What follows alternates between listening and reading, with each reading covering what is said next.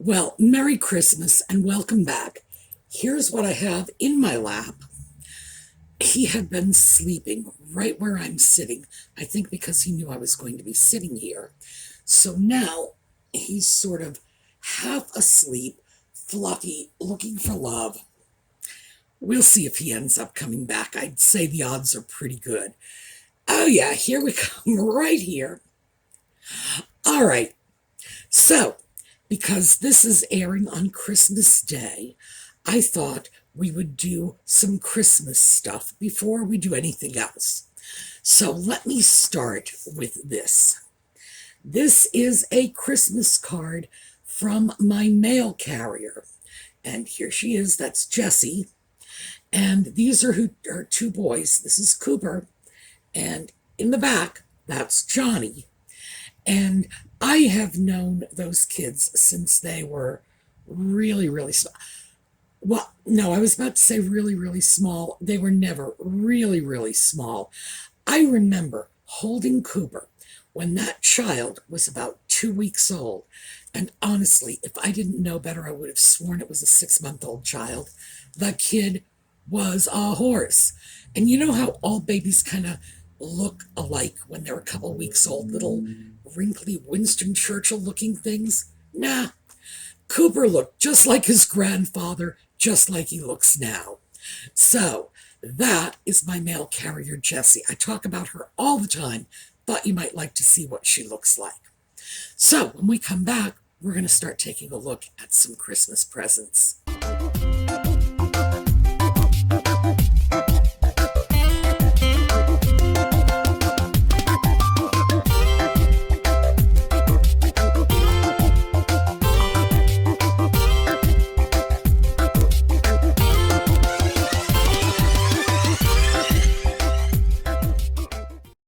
All right, let me start with this. This is not a Christmas present to me. Guess who this is a Christmas present for? Oh, here, back is decorated too. This is Audie's new notebook. Fortunately for me, it's a blank notebook, which is wonderful.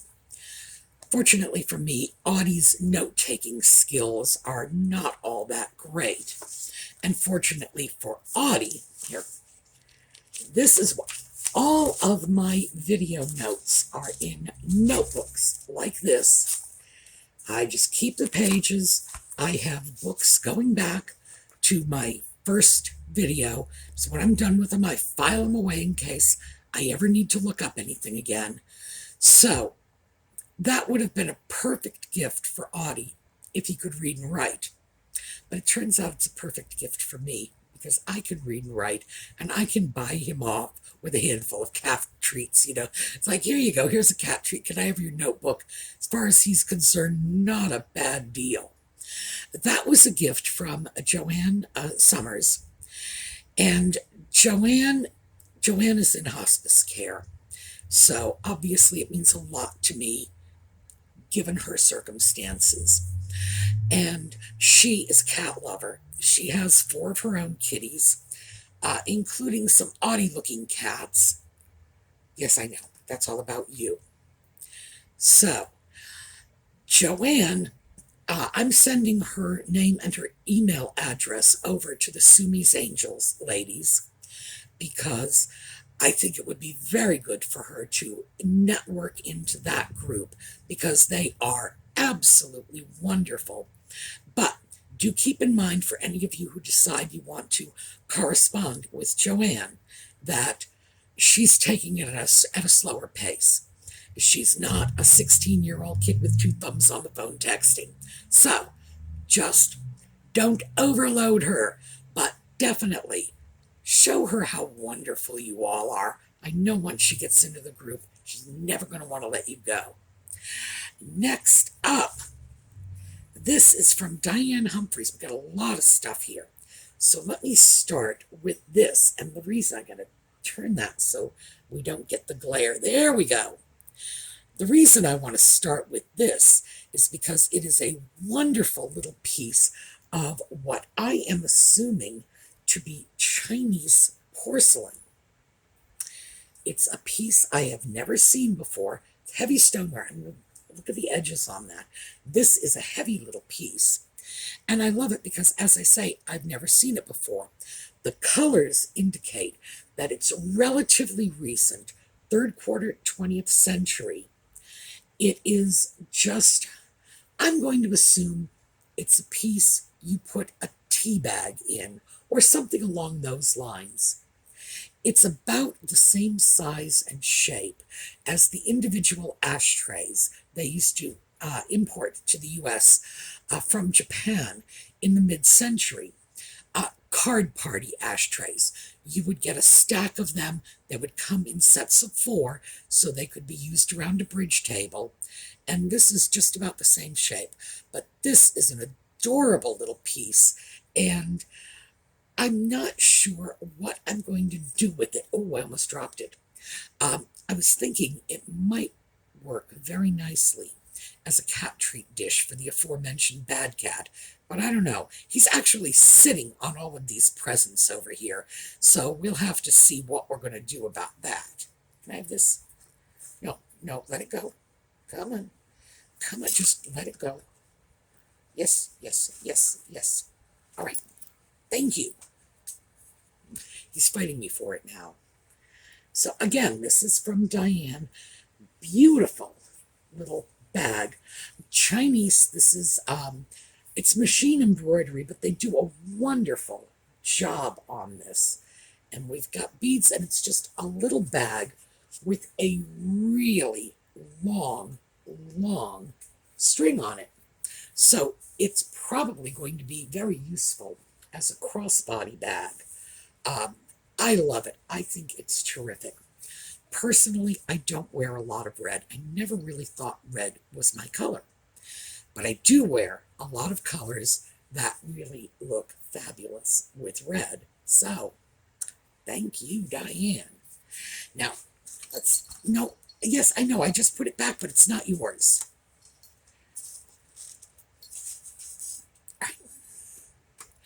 I'm taking things as he's releasing them. This is a Japan plate. I know it's Japan because it says so on the back. When I first saw it, this wonderful oil spill lusterware. It's when you can see every color of the rainbow coming through this. It's just beautiful. It's opalescent. It's gorgeous. And the flowers led me to believe this was a Czech piece. So I always love it when I get taken in like that, because the Japanese didn't do a lot of work with this. The Noritake company did a little work with this, but in general, this is not something you're going to see coming from Japan. You see something like this, and it's going to be Europe. It's going to be Germany, well, Czechoslovakia is what it was then. I was about to say Czech Republic, but if you find a piece that says Czech Republic, it's not antique. The Czechoslovakian pieces, they had this wonderful iridescent glaze. This is a gorgeous plate. Audie doesn't want to give it up, but he's going to have to trade me for something else. There it is. I'm taking this. All right. I'm sorry. The cat is very entertaining over here. This is a really interesting little sequined piece. I can't see any country of origin, but I am guessing it's Indian because I've seen a lot of this kind of work from South Asia. So this, my guess is Indian. Again, red. It's a wonderful little bag. Sorry about that. The camera took a second to refocus because it's really, really bright and glittery. This is just really lovely too. And the cat has gotten off my pile of things, which means I'm going to be able to show you some other things with a little less difficulty. And this, which is a little scarf. Now, let me show you the whole thing here. See how we can do. Here we go. There we are. All right. We have a beautiful Chinese woman And I think she's Chinese. She might be Japanese. We have a beautiful Asian woman, let's put it this way. It's really, really lovely. Oh, it's got the script on it here. It's Chinese.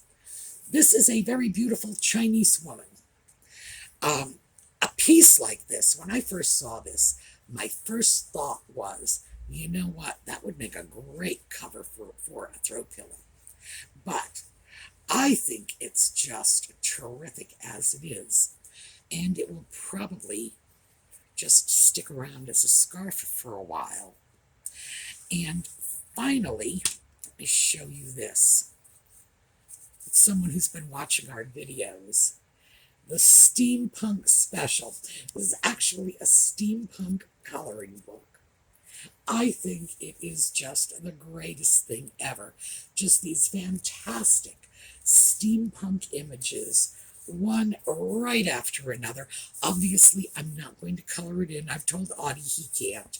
But I love looking at these intricate designs. It's just amazing. So this is somebody who knows all about my fondness for steampunk. So thank you very much, Diane. And despite the fact that I did let Audie sit with these things, no. Usually I pick everything up and sort of get it out of his reach. But poor Audie has been very needy lately. My neighbor Jane came over to visit, wish us happy holidays. And Audie, and he does this every time Jane is here. He loves Jane. She comes over. He's all over her. He won't let her go. The minute he thinks she's about to leave, he will try to bite her on the shin. Just, no, you can't go. And every time he does it, we have the same conversation. I say, Audie, that's not how you encourage people to stay. He's like, no, I'm going to bite her. And if she goes, I'm going to bite her twice. He's actually gotten it into his head that he can force people to stay with him. It's very pathetic, but I get it. The number of visitors dramatically decreased in 2020, not just for Audie, but for everybody in the country. This is what happens when you face a pandemic. But Audie is a little cat who does not understand the first thing about disease transmission. All he understands is no company for a cat. I mean, he hasn't done well with it, let's put it that way. He's an extremely social animal. He loves people, and if he doesn't get enough people in his life, he'll go out and follow the yard guys and the lawnmowers around just to get some human contact. Apparently I'm not enough, but he actually does like to have a large number of people in his life. So that's Audie's poor little tale of woe. But that's behind the whole Audie's been needy lately. When he goes through a period where he feels like he's not getting enough company, he can get very, very clingy. So, could be worse. He could be biting me the way he bites people, trying to keep them from leaving. All right, so that is the Christmas-related stuff I wanted to share with you. I hope you all have a terrific holiday. And now let's very quickly get into some stuff. I thought we would take a look at the Fancy Schmancy Antique Store because, they've got all the la-la stuff there, and it's Christmas, why not? So, first thing up, I want you to take a look at an Austrian plate I saw.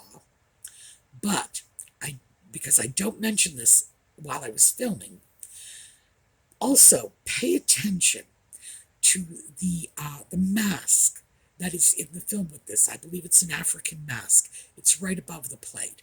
I didn't even notice it until I was editing the video. And then I said, my goodness, I wish I had seen that earlier. I would have commented on it. So here you go. Well, we have a beautiful little Austrian plate here. Very Art Deco in styling. $12. At $12, it's a little pricey for me. But as a retail price, that is a fantastic bargain. Okay, at $12, that's a really good retail price. It's not a terrific resale price, but it's not the worst in the world, because this is a piece that in any market you would ordinarily expect to pay at least $20 for, especially because it's Austrian. Austrian pieces like this, especially a lovely antique Art Deco piece, are going to go for more than $20. That's all there is to it. So at $12, there is that profit margin in there. It's just that to advise you about what is or is not a good deal, I have to say, for resale, you'd want to get it for a little less, but it was a beautiful piece. Now, let's take a look at some furniture. And this is one that speaks for itself, mostly because I've shown you these pieces so often. I'm sure you're going to be able to tell me exactly what it is before I tell you. Okay, $510. And here, go on the side. Here's that top set of drawers protruding out in front of the lower, in this case, cabinet. So, what do we know about that? Empire. Also, here, look at this. This is something. Look at the profile of these drawers. That is another giveaway that we are looking at an Empire piece. Very large, very pretty. Oh, and very simple oak piece. This is, well, basically it's Eastlake. The reason I say that is because I recognize the era this piece came from, but it's exceptionally simple. A little less detailing, and I would call it arts and crafts or mission. A little more detailing, and you'd clearly be able to see that it is actually Eastlake. So let's take a look at the price. $325. And it's a large side piece, most likely a washstand.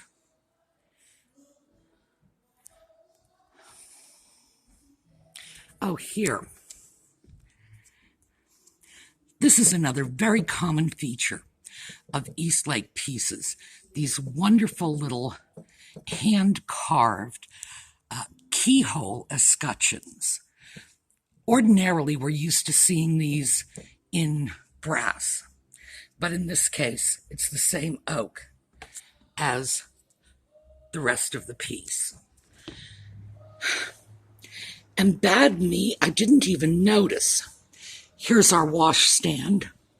Right below it is our matching dresser. Yeah, it's a wonderful Empire bureau. Very nice. It had some nice Empire touches. Well, I'm sorry, I called it a bureau. It's not really a bureau. It was the cabinet piece. Not sure what that would have been used for, but these pieces were in style, so to speak, in the early 1800s. So these are pieces that right now are 200 years old, because Empire furniture fell out of fashion by 1830. So, 190 years ago, they were considered pretty much passé. One of the things I didn't mention when I was filming, but I hope you noticed it, were those knobs, those round, chunky knobs. In this case, they were porcelain. I would say probably 8 times out of 10, they're wood. They're made of the same wood as the drawer itself is made out of. They're almost always the same style. I have seen them in porcelain, but I have also seen glass knobs that rather resemble doorknobs. In other words, they're round cut glass knobs. That's also not uncommon on Empire pieces. But I realized I probably haven't said anything about those knobs recently. That is another giveaway for Empire. And the Eastlake washstand that was right next to it, that is, it's not an elaborate Eastlake piece. That would be an Eastlake country piece. It would have been at the very low end of the price scale. The only way we really know it's Eastlake is there are a few Eastlake touches. The incising on the rails separating the drawers from the lower cabinets, and that little wooden escutcheon, those are Eastlake touches. A piece like that, as I say, the lower end, this is not what would have been an expensive piece, would have been a very, very durable piece. And because it was simple, it would have been a piece that would not have gone out of style really until the 1950s. So, and then of course by the 1970s it would have come right back in again. Nice piece, and then of course the matching dresser below it. All right, next up, this is what they call a server. So I kind of called it a sideboard. Here you go.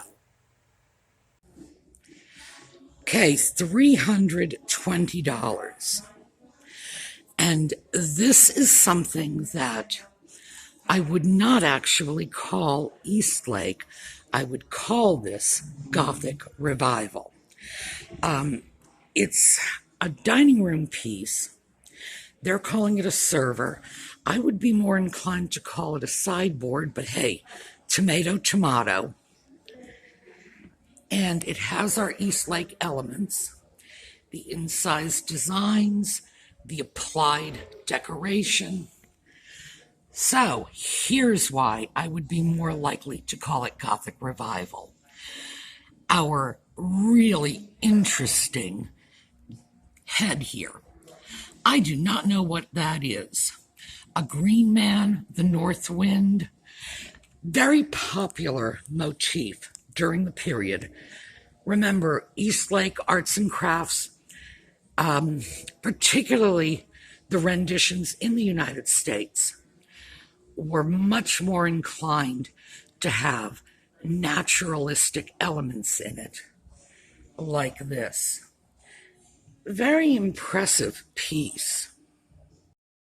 Now, as I said, the reason I would throw that out as Gothic Revival rather than any of this style, you could call it Eastlake. You'd be very close if you called it Eastlake. You'd be very close if you called it Victorian. But it's those really Gothic touches, like that. I don't know if he's the Green Man or the North Wind, that face. That's one of the things that just screams Gothic Revival. It's one of the points that will separate out an Eastlake piece, because you know they have Gothic motifs, but it will separate it out and make that piece Gothic Revival, because the Gothic images are either so prominent or so Gothic. So, interesting piece. Pieces like this were usually sort of thrown together rather haphazardly in furniture studios where they were putting furniture together, the precursors of modern factories, where they might get a piece very simple and then with applied detailing, like those little applied leaves that were on the front of the cabinet doors. They throw the applied detailing on it and then say, look how fancy this is.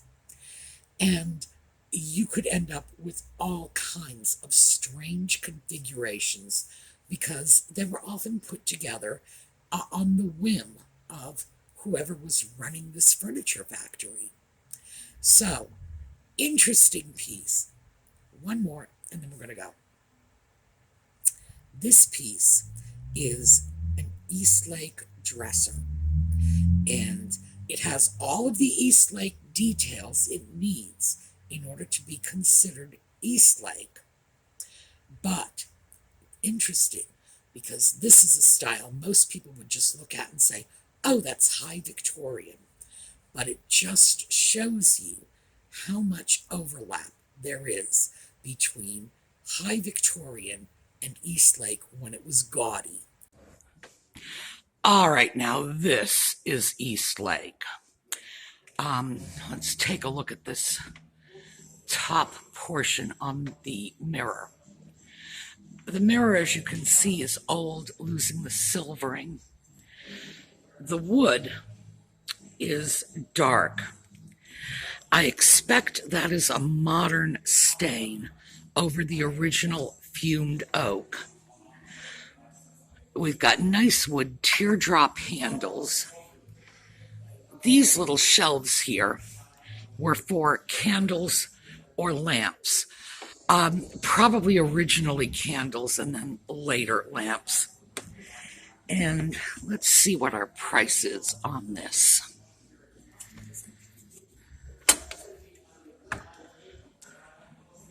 Okay, $4.25. Let's get the whole thing. Very nice. So the finish on that piece was, I don't know what happened to this. It seemed to me somebody grabbed a can of stain and just sort of slopped it all over the piece. If I had that piece in my possession, the first thing I would do is I would grab a bottle of 409 and scrub it down, because I'm sure it was never meant to be as dark as it was. And I'm also sure the finish was not meant to be as dull and flat as it was. Eastlake had a glossier finish. You can see it on the bookcase behind me. Even in this light, and this light is not terrific today, but you can see the light reflecting off the wood. It's a low sheen, but it had a sheen to it. It was never purely flat. That wasn't something they really liked. This piece was overdone Eastlake. For an Eastlake piece, I would have to say, not something that appeals to me because it was overdone. However, for a Victorian piece, that sort of high Victorian, it's almost like a whole bunch of details just got thrown at the Victorian thing and, tacked on willy-nilly. For high Victorian, it's not bad. That was an interesting piece, and it showed also the Victorian fondness for things like little drawers sitting on top of the main portion of the dresser. The Victorians liked to compartmentalize things, and they had stuff. The Victorians were probably the first people on the planet who really had lots of stuff because they could afford it.